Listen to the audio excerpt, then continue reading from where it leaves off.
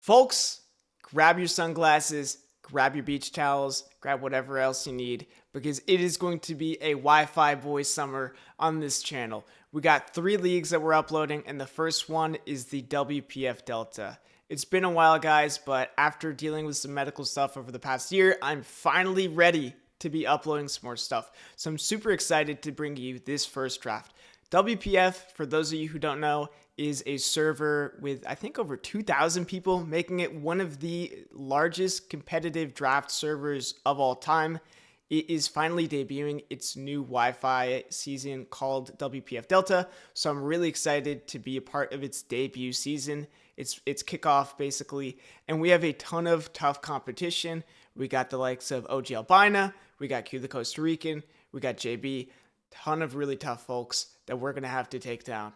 And so with that said, I got to show you guys what I picked up in this draft. We got the third round pick, or the third pick overall.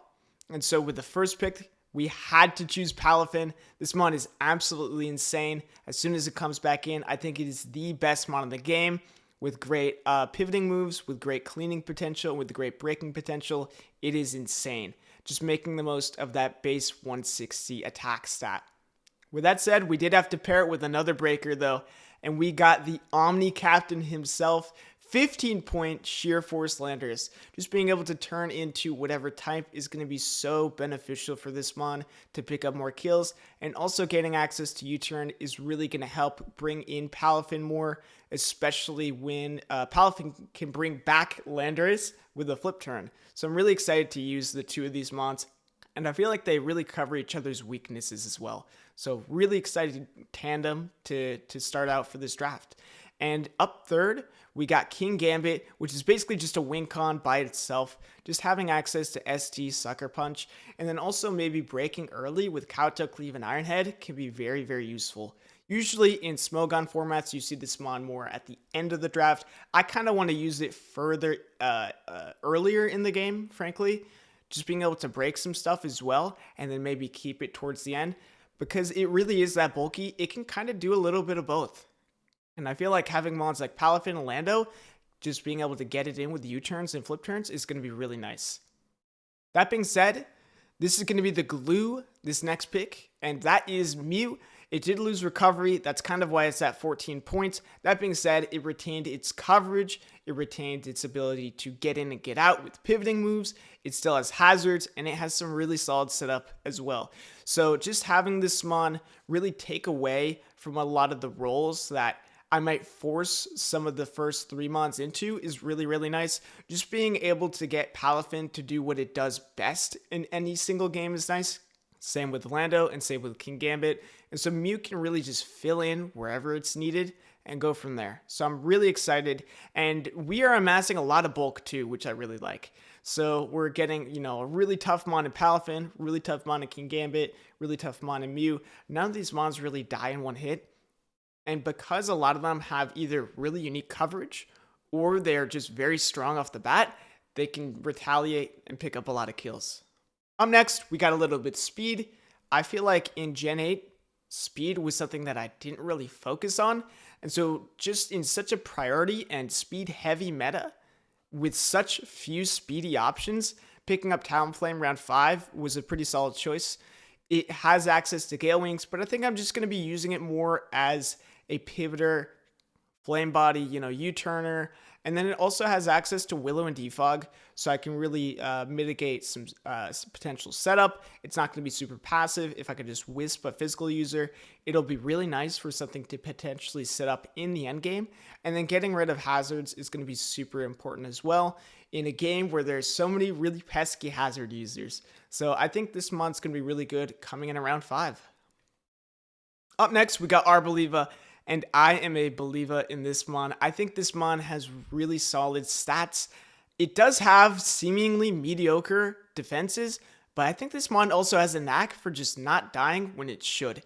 And having access to 2 useful abilities in Seed Sower and Harvest can be very nice in the draft format, being able to pick and choose what we want. It's also not a passive Pokemon by any means either. because it has access to some really strong moves and some pretty strong coverage in Dazzling Gleam and Earthquake, alongside its stabs in maybe Leaf Storm, Giga Drain, and Hyper Voice. Having access to Strength Sap is also really nice. Being able to take away from an opposing Pokemon and heal up in the same turn can be very, very useful.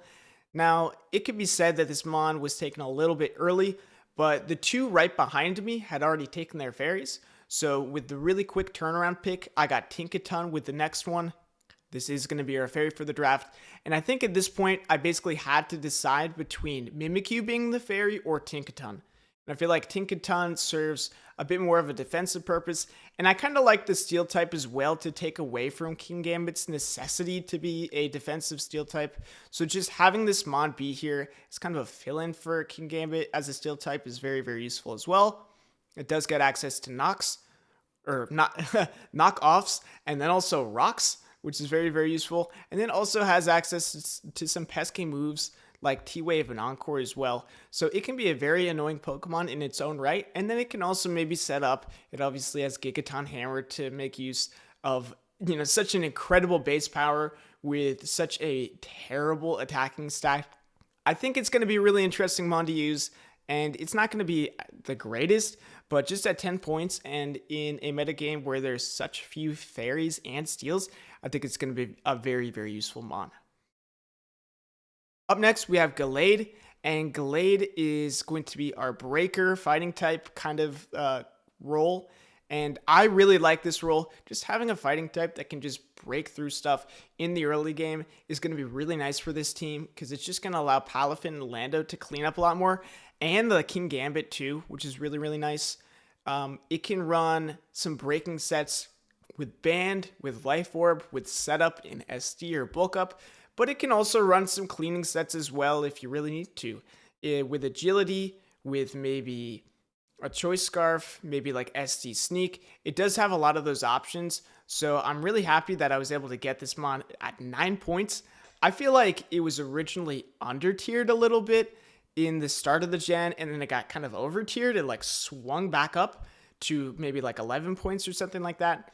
And now I think it's pretty appropriate at 9, but I would say this Mon still kind of slept on a little bit. Great access to coverage, and sharpness is a really great ability as well. So I'm happy to use this Mon. With the last two picks in the draft, I wanted to focus a little bit on speed, and getting Electrode, Hisui, and Lycanroc I think is going to be pretty useful for us. Electrode Hisui I think is going to be dealing very consistent damage on the weeks that it shows up. Just having access to Volt Switch and T-Bolt, and then being able to Energy Ball or Chloroblast, the ground types, is going to be really nice.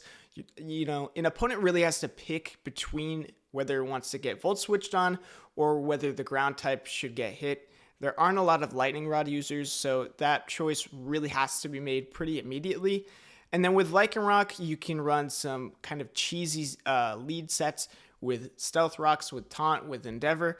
But then you also have access to stuff like Stone Edge and Accelerock, just being able to break stuff down or potentially clean up, especially in a metagame that is defined by its immediacy. As a lot of people will say, having something like Accelerock or having something that is over base 110 that can use Stab Stone Edge with Life Orb is very, very useful as well. With that said, guys, that is going to be the team for the WPF. And I'm really excited to be bringing you guys this content. The videos will go up every single Friday, and we are going to be facing off against Jay Ricky, coach of the Hera Horde Club. And so I'm really excited to be playing him once again. This is, I think, going to be our third match, and we're 1-1. So this will decide, I guess, the best of 3 for us. So if you're interested in that, stay tuned for Friday, and I'll see you guys next time. Peace.